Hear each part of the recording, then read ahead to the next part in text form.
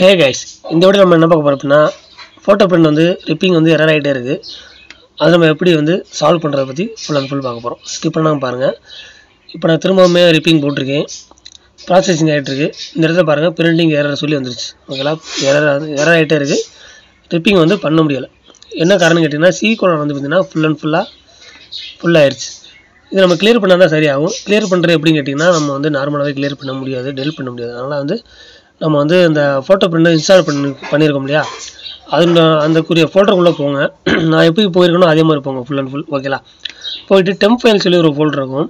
அந்த temp file பார்த்தீங்கன்னா கிட்டத்தட்ட பாருங்கள் 40 GB கிட்ட உங்களுக்கு வந்து டெம்ப் ஃபைலாகவே அலோகேட் ஆகிருக்கு. இது எப்படி ஆச்சுன்னு கேட்டிங்கன்னா, நம்ம ரிப்பிங் பண்ண நம்ம ரிப்பிங் பண்ண ஃபைல் எல்லாமே டெம்ப் ஃபைலாகவே மாறிட்டே இருக்கும். இப்போ நார்மலாகவே நீங்கள் சிஸ்டம் வந்து ரன் பண்ணிங்க அப்படின்னா உங்களுக்கு சிஸ்டத்தில் வந்து டெம்ப் ஃபைலு, இந்த ரீசெண்ட் ஃபைலாம் நிறையா வந்து ஸ்டோர் ஆகிட்டே இருக்கும் பார்த்தீங்களா. அதை நம்ம அப்பப்போ கிளியர் பண்ணால் தான் சிஸ்டம் கொஞ்சம் ஸ்பீடாக இருக்கும். அந்த மாதிரி தான் இந்த டெம்ப் ஃபைல் வந்து நம்ம ரிப்பிங் பண்ண வந்து ஸ்டோரேஜ் வந்து உள்ளே வந்து சேவ் ஆகிட்டே இருக்கும். நம்ம அதெல்லாமே வந்து கண்டுபிடிச்சி ஃபுல்லாக அழிச்சிட்டோம்னா நம்மளுடைய C::colon ட்ரைவ் வந்து ஃப்ரீ ஆயிரும்.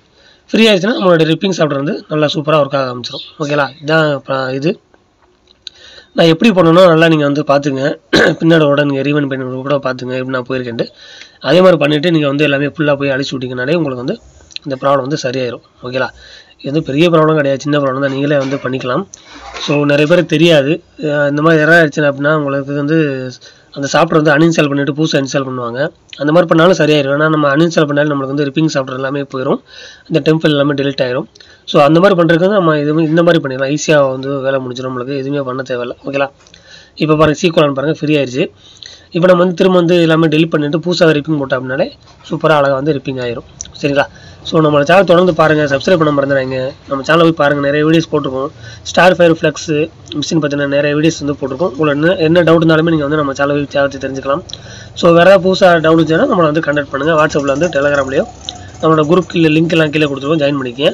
நம்மளோட வெப்சைட் லிங்க்கும் கீழே கொடுத்துருக்கோம். நம்மளோட வெப்சைட் போய் பாருங்கள், நிறைய பிளாக்ஸ்லாம் நிறைய போட்டிருக்கோம். அதுமாதிரி ஃப்ளெக்ஸ் பிரிண்டிங் சாஃப்ட்வேர் உங்களுக்கு வேணும் அப்படின்னா நம்மளை வந்து கான்டாக்ட் பண்ணுங்கள். டெமோவில் அவைலபிளாக இருக்குது. டெமோ பார்த்துட்டு உங்களுக்கு பிடிச்சிருந்தா நீங்கள் வந்து வாங்கிக்கலாம். ஸோ ஃப்ளெக்ஸ் ஃபீல்டுக்குனால சூப்பரான ஒரு சாஃப்ட்வேர். தேங்க்ஸ்.